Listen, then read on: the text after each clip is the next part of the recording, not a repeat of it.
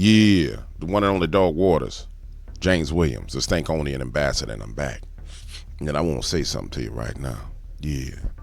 You see, the Stankonia ambassador tried to reach out to one of these cigar brands because he wanted to do a little something with them. But see, you ain't reached back out to me. Yeah, and I ain't mad at you because I'm had to do it myself. And I'm good at doing it all myself. So yeah. For those of you who want to have some cigars, I done reached out to some people. We about to have our cigars on the way. Yeah. Hate to have to build all that infrastructure. But guess what? We gonna build the infrastructure. It's better when you own the infrastructure your damn self. When you own the highways and the bridges and the roads, and you put your own street signs up and your own stop signs, and you put your own damn gas stations. It's better when it's yours. That way you don't have no problems later on in the future. Why am I here today? The Stankonia ambassador is here today because yesterday I got me an email from somebody. It was like, hey, DW, we want to get your opinion on this person's dog man encounter. We want to know what you think about it. And I said, I don't give a damn about that damn encounter because it's probably one of mine stolen. So I said, but you know what? Let me go and just slow my roll. Let me go through these damn reports that came out that nobody knew about, frankly, before this one report came out. And let me go see what they're saying and how this applies to the whole corrupted thing. Now remember, I told y'all, in my opinion, from my data, there was multiple highways where people had encounters with these things. One was more fist, flesh, and blood, as in these things had been here a very long time and they are the original versions of them. One of them was a genetically modified version of them that had been DNA taken and spliced and created in labs. The other one was an interdimensional version of them, which came from another dimension. The other one was a demonic version of them. And so I said, okay, let me go look at the reports and see if they got any supporting evidence for what the Stankonia ambassador had came up with on his own from all of the encounters that he documented. And he released that research out to people. Let's see. So then I said, okay, Stankonia, let's go look at it. Ultra-terrestrial explanations. Now, for those of you who want to know, DW, where y'all getting this from? This is page 16 of this report. From angels to aliens, humankind's evolving encounters with genuine celestial unknown. Okay? If you want to find it, that's where it is. This is the person's name. It's written by Tim Loomis. Okay. All right, let's go. Back to page 16. As modern science engages with the UAP issue, most thinking involves two main classes of explanations: a conventional terrestrial origin or an extraterrestrial origin. However, there is a third minority class of explanation, an unconventional terrestrial origin. This is sometimes called the ultra-terrestrial or interdimensional hypothesis. The highly speculative notion that UAP may reflect activities of non-human intelligences which relate to observable space-time differently than we do, whether by entering from other dimensions or if this is in fact a different thesis from a spiritual realm. Hold on, bro. So what you're trying to tell me is 4 years ago, the Stankonia ambassador was laying out the same damn thing that the Harvard people was laying out, just spitting it off the top of his dome based on looking at the data that he had. Ooh. That Stankonia is something else, bro. When this report came out? We on page 17. We're on page 17. When did Loomis do this report? This is an article in 2003. What the date on the report is? Where's the date on the report? Yeah. That's when it was submitted. April 2023. I ain't gonna say nothing about the Stankonians' research skills. I think it speaks for itself. I don't need to brag about them, and I'm just gonna let it speak for itself. Watch this. From a spiritual realm, hence ultra-terrestrial. Such beings may already be present in Earth's environment in some sense, just not in ways we can conventionally understand. Although Among the earliest modern proponents of this idea was ufologist Meade Lane, 1950, who argued UAPs were piloted by beings from a parallel dimension he called Etheria, whose ether ships were usually invisible but could be seen when their atomic motion became slow enough.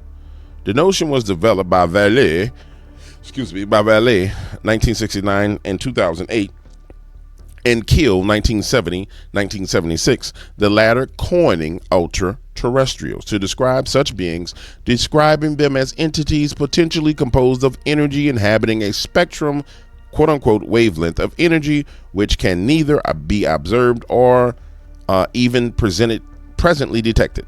Or, as Vallée in 2008 expressed, I believe the UFO phenomenon represents evidence of other dimensions beyond space-time. The UFOs may not come from ordinary space, but from multiverse, which is all around us, and of which we have stubbornly refused to consider disturbing reality in spite of evidence available to us for centuries.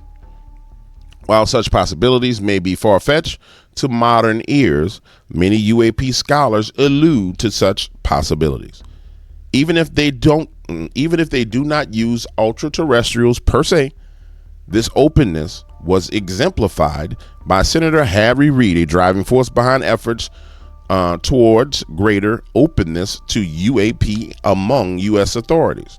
In a foreword to a book by Latkatsky et al., 2021, recounting the AAWSAP initiative mentioned above, the UAP Task Force report proves what I have been saying all along. This is a matter of science, national security, and technological advancement. From whatever hypothesis you begin with, UAPs being technological leaps from foreign adversaries, natural occurrences distorting visual perception, visitations from other dimensions, or technology from otherworldly sources. The key point is we need to engage the best minds in science to explore the data that we know exists.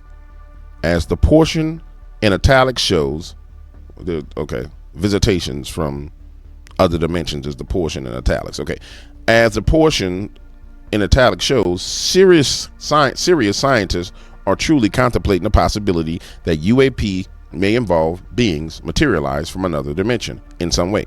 This openness seems principally related to the sheer high strangeness of UAP activity itself. Vallée and Davis, 2024, which is often labeled as quote-unquote paranormal, outside or beyond what is usually considered normal. The starting point for such explanations is authorities essentially struggling to make sense of the phenomenon within their conventional frames of reference. Consider pilot Chad Underwood, who filmed one of the UAP videos that brought the topic to widespread attention in 2017. Quote, it was just behaving in ways that aren't physically normal. That's what caught my eye, because aircraft, whether they are manned or unmanned, still have to obey the laws of physics. This is still a quote, guys. It was going from like 50,000 feet to 100 feet in a second, which is not possible. Close quote. Consequently, people are beginning to question whether UAPs are necessarily physical craft at all, as we would consider these terms, as we would understand these terms. With the extraterrestrial hypothesis, thinking often remains tethered to conventional understanding of physics and technology, except one imagines these civilizations are exponentially further advanced. However, one finds scientists wondering whether that frame is adequate, even if they also recognize that abandoning it sounds outlandish. Even if they also recognize that abandoning it sounds outlandish. For instance, Gary Nolan, renowned immunologist immunologist at Stanford, has for the past decade been involved in research connected to UAPs. In a recent interview, Ross Coulthart asks, "You believe on the evidence that there is a non-human intelligence of advanced technology on this planet?" Nolan's reply, "Advanced capabilities? No. I do not know whether it's a technology per se, because I'm leaving open the idea that it's some form of consciousness that is non-material. And I know, say to my colleagues out there, this sounds absolutely crazy. But if you've seen the things I've seen, you would only be able to come to a similar conclusion." Close quote. Suggests invoking ideas like non-material forms of consciousness are not uncommon. Such suggests invoking ideas of non-material forms of consciousness are not uncommon among UAP researchers. Whether one encounters a blurry line between classical UAP reports, i.e. or e.g. objects in the sky, or whether or other anomalous phenomenon broadly interpreted as paranormal. This was cited by Keel in 1970 as the reason he abandoned the extraterrestrial hypothesis in 1967, when my own investigators disclosed an astonishing overlapping between the psychic phenomenon and UFOs. The objects and apparitions do not necessarily originate on another planet and may not even exist as permanent constructions of matter. The question of paranormal phenomenon and their scientific investigation is a complex topic in its own right, so we shall limit ourselves to discussion of such phenomenon in relation to UAP specifically. In that respect, though, recent decades have seen considerable scientific attention to this intersection, some involving the government funding projects noted above. This is very important. A prominently, publicly reported example is AAWSAP, involving a company formerly formed by Robert Bigelow, Bigelow Advanced Aerospace Studies, ran by James Lakatsky, a DIA intelligence officer. The program was based at a 500-acre property in Utah, owned at the time by Bigelow, called Skinwalker Ranch, a name derived from Navajo legend concerning vengeful shamans with a long history of apparent paranormal activity. As reported in New York Times article on the project, Glowing Auroras, Black Money, the Pentagon's mysterious UFO program. Hence, all the title of the book by Lakatsky, detailing the program entitled Skinwalkers at the Pentagon, which notably was cleared for publication by the Pentagon. Let me stop right here and let me say this. What does this mean? Let me write this down.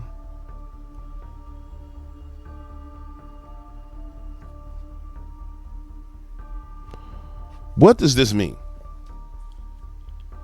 As we read through this, I mean, as you're interpreting what's being read and what's being said, and you read between the lines, what I'm hearing and what I'm seeing is this. The concept of interdimensional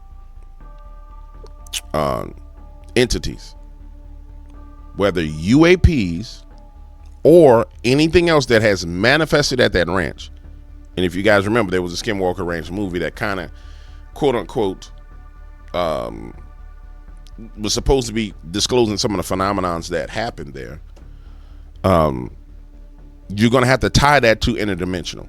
Why do you tie that to being interdimensional or spiritual? Remember, if we go back up, let's go through what they define this as. We'll just pick a few points. Watch this. As this portion in italics, well, let's go to the portion in italics. All right. From whatever hypothesis you begin with, UAPs being technological leaps from foreign adversaries, natural occurrences distorting visual perception, visitations from other dimensions, or technology from otherworldly sources. The key point is we have to engage the best minds in science. Bada bing, bada boom, bada boom, bada bing, right?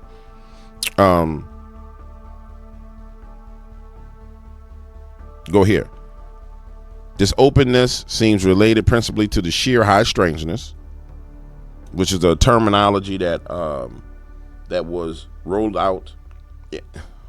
Let me slow down and try and explain what I'm saying, because this is wild. All right. The term high strangeness pops out off the page to me because since I've been in this field, I remember where the term came out at. But the term high strangeness becoming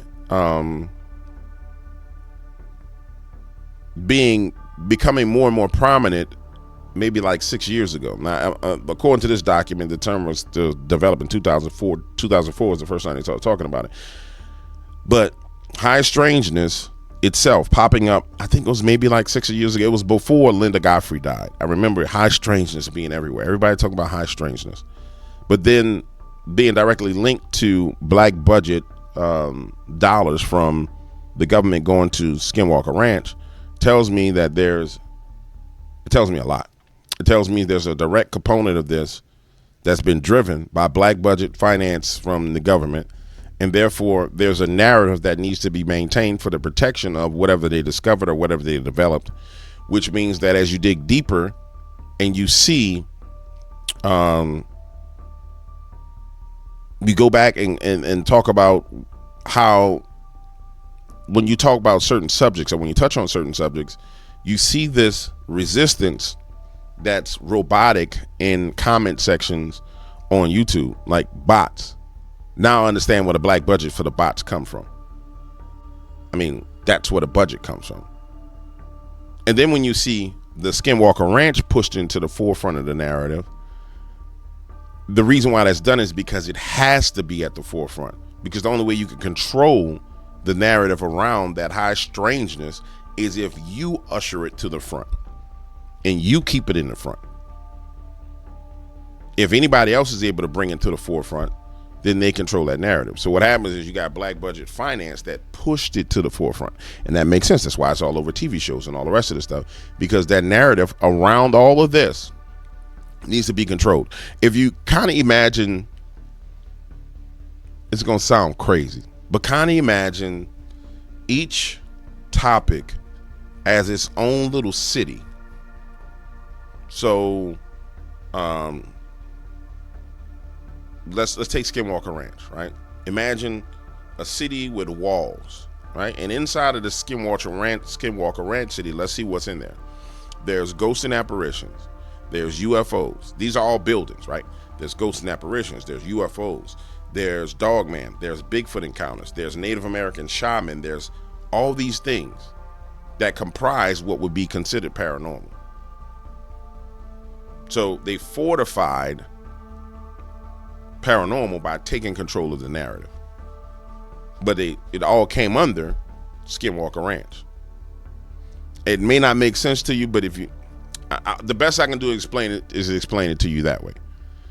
It's exploitable now that I see it, and I will do so, but nonetheless, let's keep going. But you know where the money came from. And it's clear because, where did it go? Second page, UAP high strangeness, explanations, Chad Underwood. He talked about from 50,000 feet, consciousness. All right, it's clear because watch this.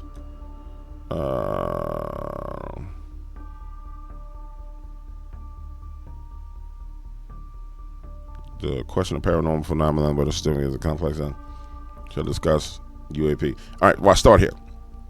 The questions of paranormal phenomenon at their scientific investigations and their scientific investigations is a complex topic in its own right. So we will chunk down. This is them chunking down. So chunking down. So we will limit our conversations, or we'll limit ourselves to a discussion of such phenomenon to UAP specifically. Bam. In that respect, though, recent decades have seen considerable scientific attention to the intersection, some involving government-funded projects, noted above. So some involving government-funded projects, noted above. Boom, then he jumps into a prominently publicly reported example. Prominently publicly reported example of a government-funded project, is what's being said, involving a company formed by Robert Bigelow Advanced Aerospace Studies, run by James Lukaski, a DIA intelligence officer. The program was based on a 500 ranch, blah, blah, blah, blah, blah. So we understand. And then he goes on to prove that we're talking about black budget financing or funding. This program is based on a 500-acre property in Utah, owned at this point by Bigelow called Skinwalker Ranch, a name derived from the Navajo legend concerning blah, blah, blah, blah, blah, with a long history of apparent paranormal activity as reported in the New York Times article, Glowing Auroras and Black Money, the Pentagon's mysterious UFO program. All right. Are you guys smelling what Rock is cooking right here? The pineapple and children. Are you understanding what I'm saying to you? Or do I need to try and make it even more clear? Anything that comes out of the narrative of Skinwalker Ranch has been funded by black budget money. So any details that come out of that is propaganda, because it was funded by black budget money, by governmental funding. So the only thing you're going to get out of that is what the government wants you to get out of it. Are you smelling what I'm saying to you? Doesn't mean that what you get isn't true, because people like to boil things down to it's real or it's fake, because their minds are simple. A bunch of mother fluffing simpletons. Say that the right way. Doesn't mean that it's not true. It just means that what comes out is handpicked to come out and go to you. It's kind of like the LBL thing. Like, I see people say, the LBL Dogman encounter was the best Dogman encounter ever, and I say, well, can you show me the police reports on it? Is there any documentation on it? Can I pull up? Can we do a public records request and get any reports? But people don't see the narratives in the field and the control narratives to pinpoint you to a location where it's okay. Go let them idiots go look over there. Go look. Let's direct these fools over here. Go look over there. Go run around in the woods over there. You're gonna find something. Go ahead. Go ahead over there. Go ahead over there. You're gonna find something. When all the real stuff is over here. It's sleight of hand. But anyway, what I know. Let's keep on going. Most important part for you to see. The Pentagon's mysterious UFO program, hence the title of the book by Lankowski detailing the program entitled Skinwalkers at the Pentagon, which notably was cleared for publication by the Pentagon. Okay. So a book comes out, sets a narrative, and it was cleared for publication by the way, Pentagon, if you watch me, you just need to holler at me and give me some bread, because like, whatever. Holler at your boy, man. Y'all know I had clearances already. Go look me, holler at your boy. While the UAP task force focused narrowly on the UAP flight behavior, AAWSAP was intended to have a broad scope, as broad of a scope as possible. In addition to scrutinizing the core UAP technology itself, let me read it. Oh my goodness. Let me read it again. While the UAP task force focused narrowly on UAP flight behavior, AAWSAP was intended to have, quote, as broad of a scope as possible. In addition to scrutinizing the core UAP technology itself,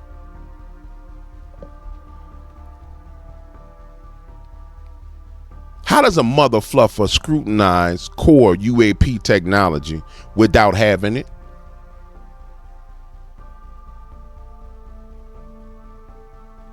Reading is fundamental, man.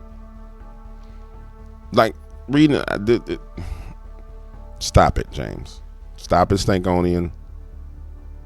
I.e. flight behavior, equal weight as placed on researching quote-unquote paranormal phenomenon that collocate with UAPs and to determine the psychic effects in UAP witnesses, or the psyche effects in UAP witnesses. Hence the significance of Skinwalker Ranch, upon which Lakatsky reports various extraordinary phenomenon have been witnessed by scores of independent visitors to the ranch almost continuously between 1994 to 2021, because you were a part of an experiment, dude. You went there and you were part of a fucking experiment, including flying orbs of various colors, otherworldly creatures, disembodied voices, poltergeists, electromagnetic anomalies, orange portals. For instance, Lakatsky himself experienced an unusual phenomenon on the ranch. Abruptly, Lakatsky was transfixed by something, an unearthly technology device that had suddenly and silently appeared out of nowhere in an adjacent kitchen. It looked to be complex, semi-opaque, yellowish, tubular structure. Lakatsky said nothing, but stared at the object. He looked away and looked back, and there it still was. It remained visible to him for no more than 30 seconds before vanishing on the spot. The book contains many examples of such experiences that might be called paranormal. The key here, though, is not the paranormal activity per se, but that such events are intertwined with phenomenon classified as UAPs. The even more significant point is that such phenomenon appear to reopen the door to explanations associated with earlier theological age, namely beings from other dimensions, perhaps as captured accounts like Bledsoe's UFO of God, bringing full circle. I'm not going to go into the conclusions. I'll go to that later, but I'm going to say this.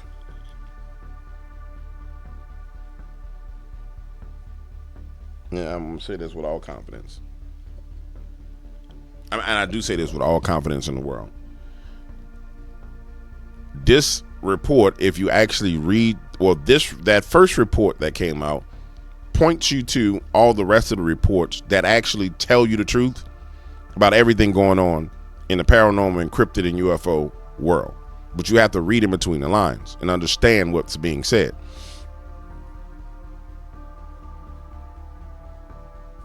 What's being told to you is that UAPs, whatever you want to call them, when it comes to the 4-lane highway, let's say this is the interdimensional spiritual lane, which is what this all hinged on.